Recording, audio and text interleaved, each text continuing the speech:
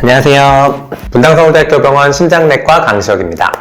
최근 센서 기술의 발전으로 의료 영역에서도 웨어러블 기기를 활용해서 생체 신호를 수집하고 처리하는 방법이 활발하게 개발되고 있습니다. 웨어러블 기기들은 기존의 의료기기와 달리 긴 시간 동안 굉장히 많은 양의 광범위한 데이터를 수집하기 때문에 데이터를 처리하고 해석해서 의사결정에 도움을 주는 새로운 종류의 도전이 존재합니다. 하지만 이렇게 광범위한 데이터를 활용하면 기존의 진단 방법으로 진단할 수 없었던 질환들, 치료하면서도 치료 효과를 평가하기 어려웠었던 질환들에 대해서 더 꼼꼼한 진단과 치료가 가능해질 수 있기 때문에 그런 장점에 대해서 많은 기대를 하고 있습니다. 오늘은 대한심장학회와 함께 심장내과 영역에서 활용되고 있거나 개발 중인 웨어러블 의료기기들에 대해서 알아보도록 하겠습니다. 영상 시청 전에 좋아요와 구독, 알림 설정 부탁드립니다.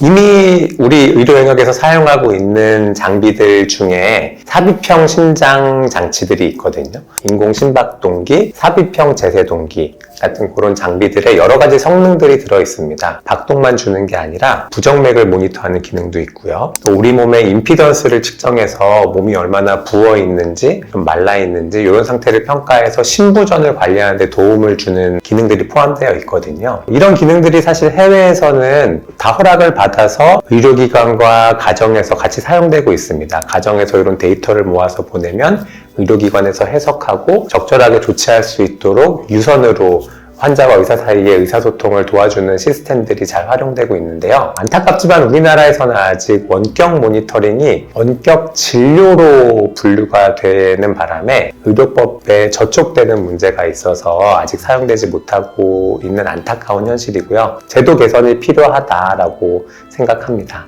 웨어러블 기기로 가장 큰 성공을 거둔 기술 중에 하나가 바로 심전도 모니터링입니다. 패치 기술과 센서 기술의 발전으로 간편한 심전도 모니터링이 가능해졌는데요. 여러분들도 많이 사용하실 텐데 스마트워치에서도 최근에 심전도 기능을 제공하는 제품들이 많이 있고요. 의료 영역으로 들어온 심전도들이 많이 있어서 48시간 초과 장기 연속 심전도 검사와 같이 의료기기로 사용되는 심전도들이 있습니다. 과거의 24시간 심전도는 전극을 여러 개 붙이고 줄 주렁주렁 해가지고 기계를 달고 가야 되는 조금 불편한 장비였던 반면에 최근 웨어러블로 개발된 심전도 장비들은 부착하기 편하게 개발이 됐거든요. 또 배터리가 보통 48시간 이상, 길게는 일주일까지도 가고 데이터들이 다 저장이 돼가지고 전달이 되는 이런 편리한 점들이 존재합니다. 그래서 국내에서도 여러 제조사들에서 제품을 만들어서 식약처 인허가를 받아서 의료기기로 이미 사용되고 있습니다. 연속형 혈당 측정기도 이미 많이 사용하시는 분들이 있으실 텐데요. 과거에는 매번 손가락 끝을 찔러서 혈당을 측정하는 자가 혈당 측정 방법을 사용했었는데 이것도 매일 찌르는 게 사실 쉬운 일은 아니거든요. 그래서 이 찌르는 방법을 벗어나서 센서를 차라리 몸 안에다가 집어넣는 방법을 개발을 한 겁니다. 센서를 피하에 집어넣고 분간격으로 촘촘하게 혈당을 기록해주는 방법이 개발이 돼서 사용되고 있고요.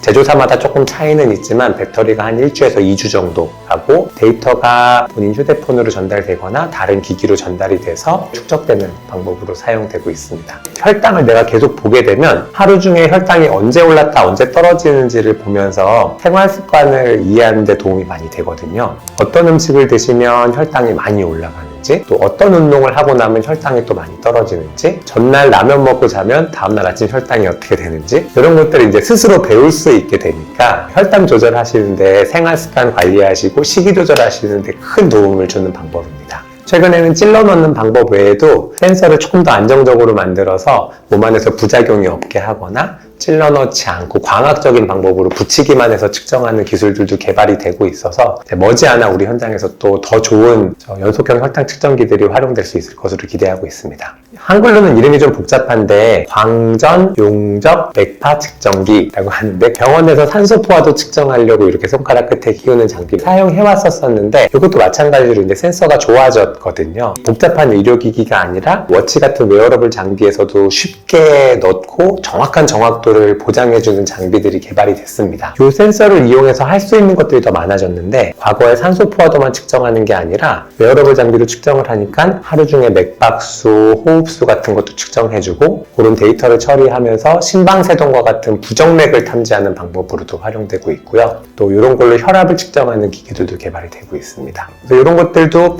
아직 국내에서는 좀 제한적이긴 하지만 해외 사례들을 보면 스마트워치의 PPG를 이용해서 부정맥을 먼저 선별해주고 병원에 조금 더 일찍 올 수 있게 해줘서 웨어러블 형태의 심전도 모니터를 달아드리고 심방세동을 조금 더 진단율을 높이는 연구 결과들이 발표되고 있습니다.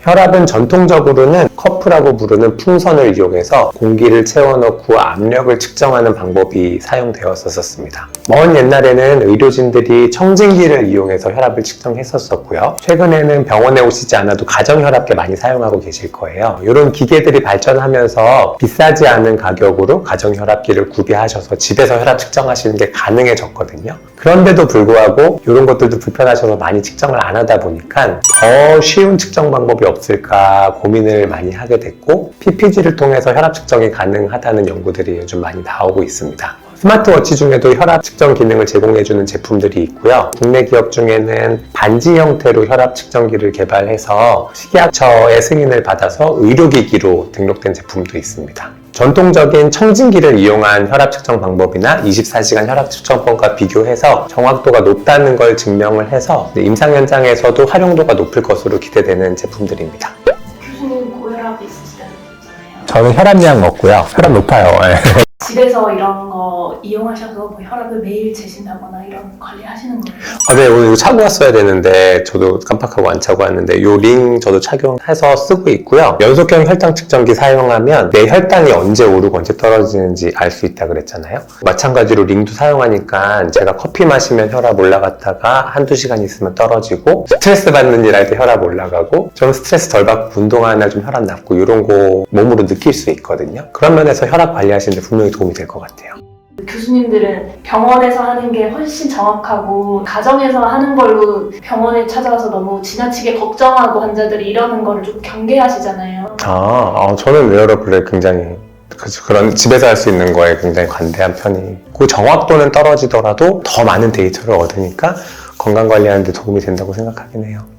집에서는 기기에서는 문제가 있다고 해서 실제로 찾아오시는 경우가 있으셨어요? 그럼요. 많이 있어요. 가정혈압기 같은 경우는 정확도는 대부분 높거든요. 좀 부적절하게 측정하시는 경우, 예를 들면 낮 시간에 운동하다가 그냥 바로 측정하시는 경우, 이런 경우들이 있으니까 그런 경우에는 가정혈압기를 정해진 시간에 측정하시라고 그런 측정 방법을 안내해드리고, 예를 들면 웨어러블 디바이스 같은 경우에 S사에서 만든 이제 워치에서도 혈압 측정 기능을 제공하는데 약간 부정확한 면이 있어요. 꼭 요거랑 캘리브레이션 해가지고 사용하시라고 말씀드리고, 이제 링 타입으로 개발됐다고 하는 건 얘보다는 조금 더 정확도가 높은 것 같긴 하거든요. 정확도가 조금 낮기는 해도 데이터 포인트가 많다는 거는 그걸 통해서 배우는 게 분명히 있는 거라서, 일단 혈압이 오르고 내려오고 하는 것은 본인이 이걸 통해서 배우실 수는 있는 거고요. 혈압에 대한 관심을 어쨌든 갖게 하는 거는 의미가 분명히 있는 것 같기는 해요. 생활 습관도 교정하게 되고.